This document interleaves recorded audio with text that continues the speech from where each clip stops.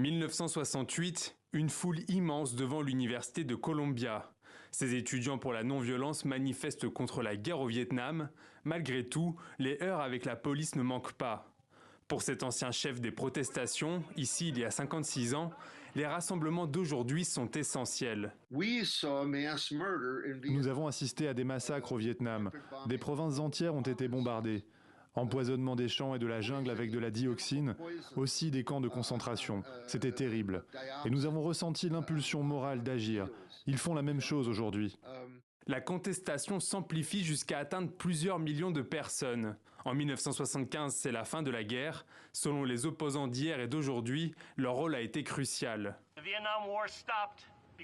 La guerre du Vietnam s'est arrêtée parce que les gens s'y sont opposés, parce que des actions ont été menées par des étudiants. Un jour, ce qu'ils font actuellement sera commémoré de la même manière. Ils sont et ils étaient du bon côté de l'histoire.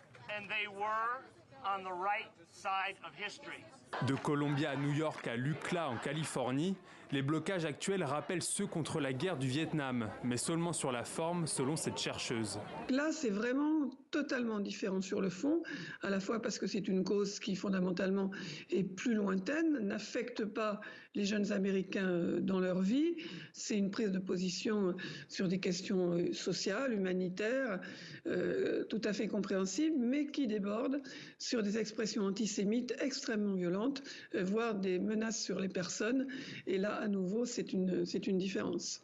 Au total, plus de 80 campus américains sont actuellement concernés par ces manifestations.